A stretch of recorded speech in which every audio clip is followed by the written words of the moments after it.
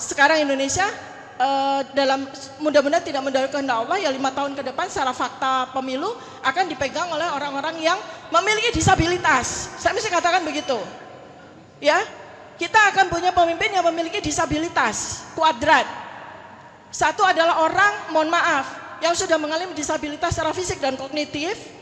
Dan yang kedua adalah orang yang tidak punya kompetensi sama sekali, berkualifikasi menjadi pemimpin Indonesia. Jadi kita bisa bayangkan.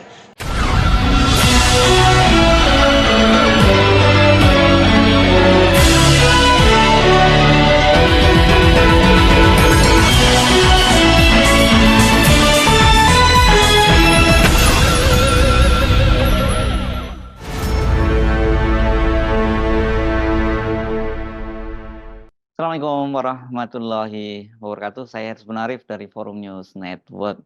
Aktivis yang juga seorang dokter, yakni T. Fauzia Tiasuma, mengingatkan prediksi bahwa Indonesia itu akan bubar tahun 2030 itu sangat mungkin bakal terwujud. Apalagi menurut Dr. Tifa saat ini, bukan saat ini saya kira, sebentar lagi ya, ini pada bulan Oktober 2024, Indonesia itu akan dipimpin oleh 2 orang yang mempunyai disabilitas, yang punya handicap. Ya, ini yang dia sebutnya sebagai double disabilitas gitu. Nah, soal itu disampaikan oleh Dr. Tifa ketika dia hadir dalam Halal Bihalal bersama dengan diaspora Indonesia di 5 benua yang berlangsung di Jakarta hari Sabtu kemarin. Apa dasarnya kemudian dia menyampaikan hal itu? Nah, tentu saja dia akan bicara, kata dia, dari sisi keahlian dia di bidang prediksi. Coba kita simak ya bagaimana penjelasan dari Dr. Tifa. Jadi saya sampaikan prediksi terutama kepada teman-teman FTA dan juga kepada para mahasiswa yang hadir dan juga Bapak dan Ibu semua yang hadir di sini. Jadi prediksi pertama itu dari sisi fakta. 10 tahun orang mengira seperti tadi juga ada satu tokoh yang sampaikan bahwa Indonesia ini dipimpin oleh seorang yang luar biasa, pintar, raja, Jawa dan sebagainya. Bukan. Saya ingin menunjukkan kepada Anda analogi yang paling tepat. Tokoh ini yang menguasai Indonesia 10 tahun ini siapa? Itu ada seorang tokoh Nazi namanya Eichmann. Eichmann itu dipropagandakan sebagai arsitek Holocaust. Di framing pada waktu itu sebagai orang yang cerdas, jenius, luar biasa, yang membangun Holocaust yang menewaskan jutaan bangsa Yahudi di Jerman. Dipropagandakan sebagai orang yang luar biasa, jenius. Tapi kemudian seperti apa Eichmann itu ketahuan ketika kemudian dia dipengadilankan, diadili sebagai penjahat kriminal Nazi. Di situ ketahuan bahwa ternyata Eichmann itu orang bodoh sekali. Ketika ditanya oleh hakim, jawabannya ngawur, jawabannya nggak sesuai. Jadi artinya apa? Kita seringkali dihalusinasikan lah, diilusikan tokoh yang ditokohkan, seakan-akan dia cerdas, seakan-akan dia berkuasa, tapi pada waktunya akan ketahuan bahwa dia itu orang yang bodoh sekali. Kenapa saya bilang bahwa seseorang itu bodoh sekali? Karena orang itu saking bodohnya, itu dia, kebodohan yang paling bodoh adalah dia tidak bisa membedakan yang mana yang benar, yang mana yang salah. Itu adalah kebodohan yang paling hakiki. Jadi kita kalau mau lihat orang, apakah dia sesungguhnya bodoh atau dia sesungguhnya cerdas, itu lihatlah apakah dia mampu membedakan mana yang benar dan mana yang salah. Kalau orang tidak mampu membedakan mana yang benar dan mana yang salah, itu dia bodoh sebodoh-bodohnya. Ya, nanti waktu yang akan membuktikan. Itu pertama itu. Kemudian dari sisi prediksi, kenapa Indonesia diberi ya pemimpin yang seperti itu, ya, pemimpin yang bodoh? Karena ini sesuai dengan prediksi yang terjadi di dunia. Seperti yang terjadi di dunia, ya, bahwa dunia ini sedang mengalami entropi. Karena dunia diprediksi, direncanakan akan terjadi sebuah perubahan besar yang namanya Great Change atau Great Reset oleh orang-orang yang merencanakan. Ya, dan perencanaan itu sudah sejak dari tahun pasca Perang Dunia Kedua seperti yang terjadi, sehingga Indonesia ini merupakan dampak atau ikutan bahwa memang Indonesia direncanakan akan hancur di tahun 2030 dan itu eksis. Itu adalah sebuah prediksi.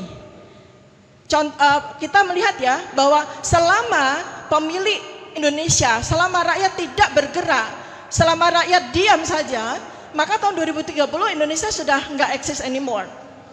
Sebetulnya kalau situasinya kita bicara dari sisi state ya, negara itu come and go ya, negara itu come and go, negara itu datang dan pergi. Sama seperti kita tahu ada sebuah negara besar sekali, negara USSR ya, waktu itu negara sosialis Soviet yang berdiri tahun 1922 dan dia tumbang di tahun 1991, menghasilkan sekarang remains-nya Rusia, masih sebagai sebuah negara besar, 69 tahun. Jadi sebetulnya itu yang harus kita cermati baik-baik. Saya ingin teman-teman semuanya, para tokoh luar biasa yang hadir di sini, yang Anda semua ini, kita semua ini sebagian kecil sekali dari potensi SDM Indonesia saat ini. Anda semua 0,3% dari 278 juta rakyat Indonesia loh. Artinya apa? Anda semua itu masuk bagian dari 850 ribu rakyat yang bisa diajak berpikir, yang cerdas, yang jenius, yang punya kapasitas. Ya, kenapa saya bilang bahwa memang ini adalah sebuah rencana yang memang akan jadi. Termasuk dari yang tadi Ananda Adinda BEM itu tadi sampaikan, sekarang problematika yang ada UKT mahal. Itu adalah sebuah rencana yang terstruktur. Faktanya apa? Setelah 10 tahun, IQ rakyat Indonesia rata-rata hanya 78,49. Menjadi negara terbodoh nomor 126 dari 200 negara. Sementara di tahun 2014 survei yang sama itu menunjukkan bahwa rata IQ rakyat Indonesia itu di angka 89.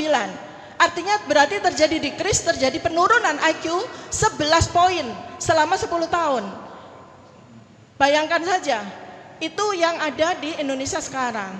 Artinya kalau kita biarkan rakyat tidak segera bergerak untuk memberdayakan diri, maka kita akan melihat bahwa kehancuran negara Indonesia ini hanya tinggal tunggu waktu saja. Apalagi kalau kita sekarang melihat bahwa sekarang Indonesia dalam mudah-mudahan tidak mendapat kehendak Allah ya 5 tahun ke depan secara fakta pemilu akan dipegang oleh orang-orang yang memiliki disabilitas. Saya mesti katakan begitu. Ya, kita akan punya pemimpin yang memiliki disabilitas kuadrat. Satu adalah orang, mohon maaf, yang sudah mengalami disabilitas secara fisik dan kognitif, dan yang kedua adalah orang yang tidak punya kompetensi sama sekali, berkualifikasi menjadi pemimpin Indonesia. Jadi kita bisa bayangkan. Jadi kesimpulan yang ingin saya sampaikan adalah, teman-teman, dalam 30 tahun ke depan pasca 2030 itu adalah fase di mana kita harus seperti yang tadi Pak Novel sampaikan. Kita harus bersabar tapi tidak pasif. Kita harus bersabar untuk berjuang. Apa yang mesti kita lakukan? Karena negara kita itu sudah habis nanti. 5 tahun lagi itu negara kita udah habis. Udah habis. Tinggal namanya saja mungkin masih ada Republik Indonesia. Tapi negara sebagai kedaulatan akan habis. Dari sisi kesehatan 27 Mei 2024 kedaulatan negara dari sisi kesehatan akan habis karena pandemic treaty. Dan tidak ada satupun dari kekuasaan ataupun tokoh-tokoh menyadari hal itu. Pilar yang kedua, pendidikan. Indonesia, rakyatnya, generasi muda semakin dibikin bodoh karena tidak bisa punya akses masuk ke perguruan tinggi. Angka lulusan sarjana Indonesia itu hanya 4,6%. Sedangkan sarjana di negara maju itu 50% jumlahnya. Bayangkan betapa mudahnya Indonesia akan dihancurkan. Jadi usul saya terakhir adalah, mari teman-teman semuanya kita bangun Indonesia cell to cell. Sama seperti waktu Gandhi berusaha untuk menyelamatkan India waktu itu. Kita bangun kekuatan cell to cell. Teman-teman FTA bangun cell to cell di negara masing-masing. Kita terus berkomunikasi, kita terus menjalin hubungan baik sehingga masing-masing sel itu pada waktunya nanti akan berfusi menghasilkan sebuah kekuatan yang mendobrak, tapi tidak sekarang. Butuh waktu 30 tahun dari sekarang. Tapi kita harus memulai dari sekarang. Kita harus memulai dari sekarang. Sehingga 30 tahun lagi kita akan bisa melahirkan, mudah-mudahan amin, 20 tahun lagi kita akan bisa menghasilkan the new Indonesia.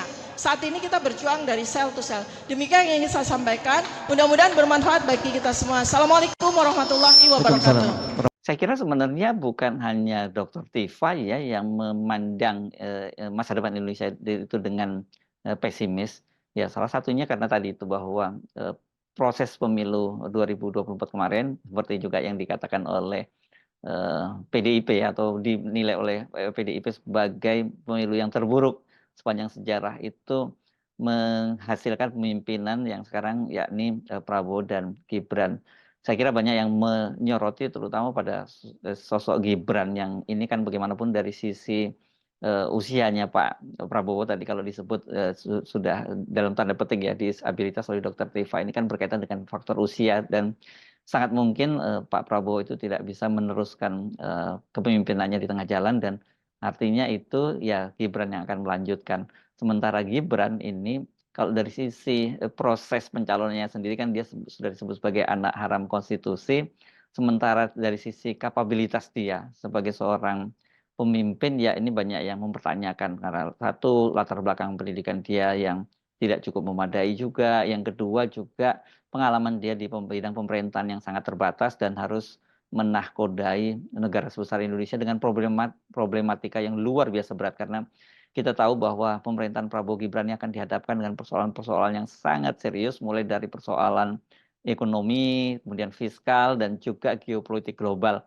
Yang saya kira ini saling berkaitan dan paling terlihat di depan mata ini berkaitan dengan kesulitan ekonomi dan juga keterbatasan fiskal. Ini tentu saja ini merupakan warisan dari presiden sebelumnya, yakni Jokowi, bapaknya Gibran yang banyak dinilai membuat proyek-proyek mercusuar yang ugal-ugalan sehingga membahayakan, fiskal kita. Dan itu membuat dilema buat pemerintahan Prabowo Gibran karena mereka sendiri juga punya program-program besar, antara lain seperti makan siang gratis, tapi di satu sisi mereka juga punya keterbatasan fiskal. Jadi, ini program makan siang gratis ini pun juga dibayang-bayangi kegagalan atau lebih tepatnya tidak akan terwujud. Jadi saya kira sekali lagi mungkin, Dokter Rifa terdengar sangat pesimis, tetapi kalau lihat indikator-indikatornya, ya itu sebuah prediksi yang tidak terlampau berlebihan atau terkesan menakut-nakuti.